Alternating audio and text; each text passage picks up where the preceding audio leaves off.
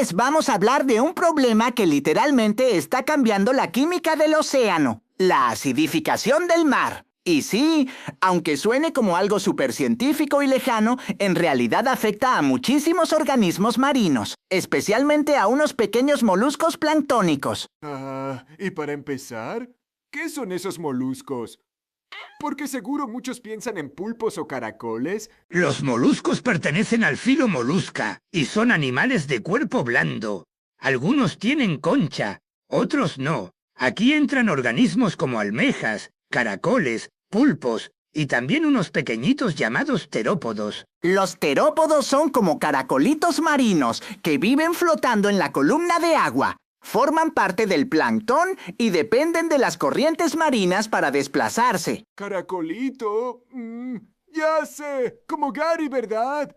¡Exacto, Patricio! Ellos tienen una estructura llamada parapodio, que funciona como una especie de alitas para nadar. De hecho, parece que vuelan bajo el agua. Y aunque están diminutos, son importantísimos porque sirven de alimento para peces, aves y otros animales marinos. Oh, cuéntame más. Don Cangrejo, dígale usted. Pues si hablamos taxonómicamente, pertenecen al filo Molusca y dentro de los gasterópodos planctónicos destacan dos grupos, los Decosomata, que sí tienen concha, y los Gymnosomata, que no tienen concha y son depredadores. Los más afectados por la acidificación son los Decosomata, porque sus conchas están hechas principalmente de aragonito, una forma de carbonato de calcio supersensible a los cambios químicos del mar. ¿Y esto qué tiene que ver con la pregunta que hice sobre la acidificación del mar? Patricio, eres muy desesperado.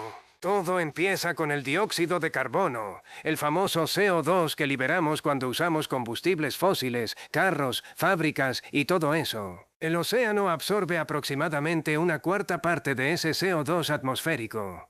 O sea, el mar prácticamente anda haciendo limpieza del desastre humano. Pero aquí viene el problema. Oh, no. ¿Cuál es el problema? Cuando el dióxido de carbono entra al océano, se combina con el agua y forma ácido carbónico. Después, ese ácido carbónico se separa y libera protones de hidrógeno y bicarbonato. El aumento de protones de hidrógeno provoca que el pH del mar disminuya, haciendo que el océano se vuelva más ácido. ¿El para qué cosa de quién? Básicamente el pH del mar empieza a bajar, y aunque parece poquito, desde la era industrial el océano ya disminuyó aproximadamente 0.1 unidades de pH, lo que representa un aumento enorme en acidez. Aquí es donde Gary ya valió, porque para fabricar sus conchitas necesitan carbonato. Miren, pobre Gary tiene su concha muy delgada ya. Esto gracias a que los moluscos forman sus conchas tomando el calcio y carbonato que están disueltos en el agua del mar. Su cuerpecito combina esas sustancias para producir carbonato de calcio, que es el material duro con el que construyen y fortalecen sus conchas. Pero cuando el océano se vuelve más ácido, entonces disminuye la cantidad de carbonato disponible y a los moluscos como Gary se les dificulta formar sus conchas correctamente, haciendo que sean más delgadas y frágiles. ¡Pobrecito! Entonces, si Gary intentara construir una casa mientras el material se derrite al mismo tiempo, ¿como un helado? Vaya qué complicado. Por eso los terópodos son considerados organismos bioindicadores, porque reaccionan rapidísimo a los cambios del pH marino. Sus conchas se vuelven más delgadas, frágiles y hasta presentan agujeros. ¿Pero eso le daría estilo a la concha de Gary? ¡Se vería genial! ¿No lo creen? Esto no solamente afecta al cómo se ve Gary, sino cómo se siente, pues también afecta funciones básicas del organismo. ¿Cómo cuáles? Por ejemplo, respiración, metabolismo, es decir, cuando come, su crecimiento, alimentación y hasta su reproducción. Eso lo dejaría sin novia. Todo eso consume energía. Y cuando Gary tiene que gastar más energía regulando el pH interno de su cuerpo, ya no le alcanza igual para hacer lo demás. Las etapas larvarias son las más vulnerables. Es decir, si Gary fuera un bebé le costaría aún más, ya que siendo larva forma sus primeras conchas usando carbonato de calcio amorfo, que es todavía más soluble. Entonces en aguas más ácidas, crecen más lento, sobreviven menos, presentan deformaciones y muchas ni siquiera completan su desarrollo. Es decir, no veríamos a Gary así como está.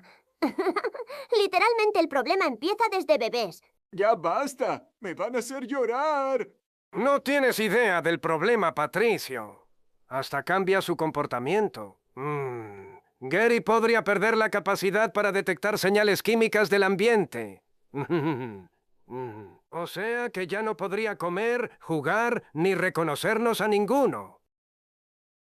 Pero aquí el problema ya no es solo con Gary y Calamardo, sino que también se altera la cadena alimenticia. Muchos peces y otros organismos dependen de ellos como alimento. Entonces, si desaparecen, el impacto se va expandiendo a todo el ecosistema marino. ¡Se los comen qué! ¡Pero son mascotas! ¡Auch! Hasta a mí me dolió eso. Bob y Patricio, tápense los oídos. Los terópodos como Gary participan en algo llamado bomba biológica de carbono. Cuando mueren, sus conchas y restos ayudan a transportar carbono hacia el fondo oceánico. Eso ayuda a regular parte de la química del océano y del clima global. Entonces, si estas poblaciones disminuyen, también se altera ese equilibrio natural. Aunque los moluscos planctónicos como Gary son pequeños, funcionan como una especie de alarma del océano. Me muestra cómo la química marina está cambiando más rápido de lo normal. Entonces, la acidificación no solo afecta a conchas, también afecta ecosistemas, cadenas tróficas, productividad pesquera, biodiversidad y el equilibrio climático del planeta. ¡Ayúdanos a cuidar a Gary! Bueno, tal y como lo vimos en el cortometraje, la acidificación marina es un problema que afecta a todos los océanos del mundo. Y, aunque muchas veces lo vemos como algo lejano o incluso imposible, en realidad es muchísimo más relacionado con nuestra vida diaria de lo que pensamos. Cada vez que usamos un carro, cada vez que las fábricas producen distintos productos, o incluso con muchas actividades cotidianas, se libera dióxido de carbono, también conocido como CO2, al ambiente. Y aunque normalmente se escucha mucho hablar de esto y cómo afecta a la atmósfera o a la capa de ozono, ese no es el único problema. Gran parte de este gas termina siendo absorbido por el océano.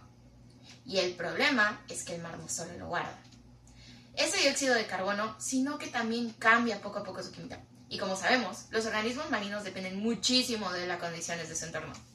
Con esto me refiero a que necesitan ciertos niveles estables de temperatura, salinidad y pH para poder sobrevivir de manera correcta.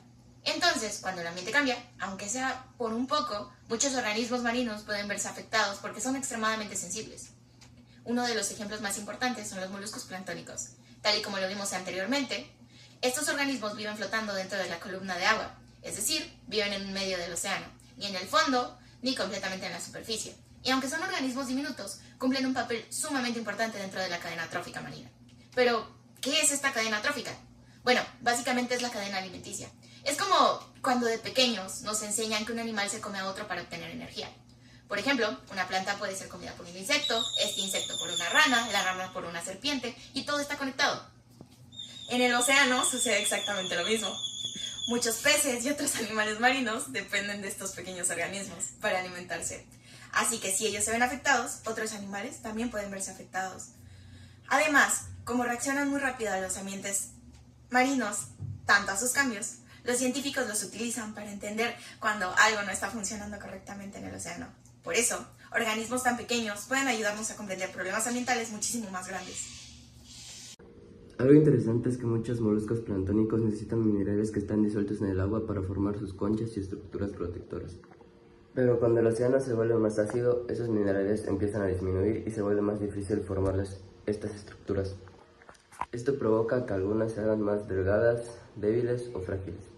Y aunque podría parecer un problema pequeño, esto en realidad afecta funciones muy importantes, como crecer, desarrollarse o alimentarse correctamente. Las etapas más delicadas son cuando estos son larvas, ya que desde muy temprana edad estos necesitan empezar a formar sus estructuras. Esto no solo afecta a una especie, dado que en el océano todo está conectado. Si una especie empieza a presentar problemas de desarrollo o a desaparecer, la especie que depreda de estos también puede verse afectada. Por eso, la acidificación marina no es solo un problema químico en el agua, sino también un problema que puede llegar a darnos muchos mayores problemas en el ecosistema. Les voy a platicar algo que muy pocas personas conocen, y es el hecho de que estos animalitos, por muy pequeñitos que sean, ayudan a cumplir procesos climáticos muy importantes para el planeta. Al fallecer, estos organismos descienden al fondo del océano, lo cual transporta carbono. Este ayuda al equilibrio ambiental del océano. Es por eso que cuando sus poblaciones descienden, esto afecta no solo a los animales, sino a todo el océano. Y aunque parece que nuestras actividades humanas no tienen repercusiones, un resultado de eso, muy claro, es la acidificación del mar, que no solo afecta a organismos grandes ni pequeñitos, sino que afecta a todo el ecosistema marino, redes tróficas y absolutamente todo el mar y la vida que está dentro de él. Es por eso que es tan importante que sigamos investigando acerca de estos temas, del impacto que tienen nuestras acciones en el mar, en la vida, y crear conciencia acerca de estos temas que podrían parecer nulos, pero diariamente están pasando y afectan, y es una realidad que debemos de observar.